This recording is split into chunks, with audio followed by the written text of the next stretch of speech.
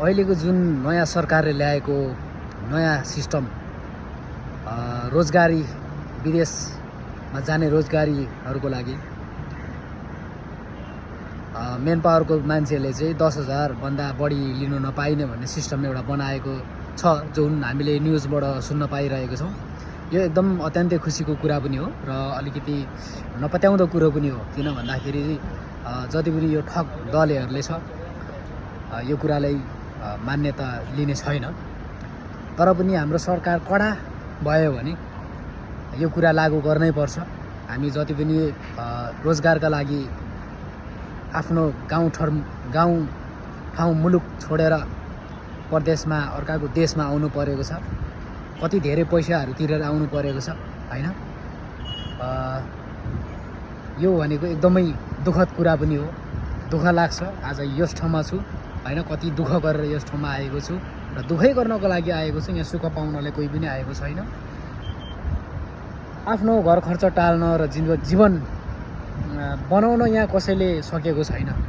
विदेशको ठाउँमा आएर कसैले पनि खाडी मुलुक आएर अर्काको ठाउँमा एउटा नोकरी गरेर कसैले पनि एउटा बिल्डिङ समेत पनि ठडाउन सकेको छैन हैन। त्यो त धेरै माथिको कुरा हो हैन। बिल्डिङ ठडाउनु भनेको त धेरै ठाउँको धेरै ठुलो कुरा हो। एज एउटा आफ्नो परिवारलाई छाकटार्न मात्रै सकेको छ मान्छेहरूले हैन। अब जब गरेर कसैले धनी भयो भन्ने सुन्नुभएको छ तपाईँहरूले, कदापि हुन सक्दैन हैन।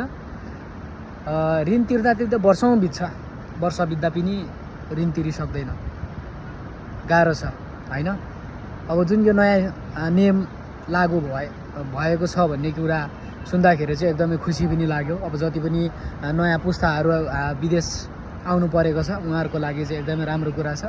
हामी त अलरेडी धेरै लाख तिरेर आइसकेको छौँ हैन, 2-2.5 लाख। अब धेरै त्योभन्दा धेरै कति लाख तिरेर आउनु परेको छ।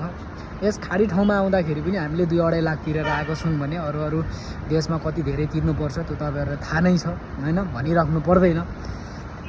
चाहिने भन्दा बढी लिएर कमाइरहेको छन् यो ठगेहरूले हैन। त्यता पनि धेरै भ्रष्टाचार भइरहेको छ।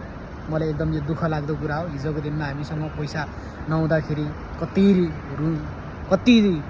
खोज्नुपर्छ ऋण हैन, भनेको टाइममा पाउँदैन। उनीहरूलाई चाहिँदाखेरि भ्ल्याट्टै चाहिन्छ, यति पैसा लिएर आइहाल, भोलि नै टिकट छ, पर्सि नै टिकट छ, गइहाल्नुपर्छ, तुरुन्तै पैसा लिएर आइहाल भन्छ। तर काम भएको हुँदैन, पैसा खोज्नु लाउँछ अगाडि। यस्तो खालको प्रविधिहरू गर्छन्। अब यो 10,000 मात्र निशुल्क लिनु पाउने भन्ने सिस्टम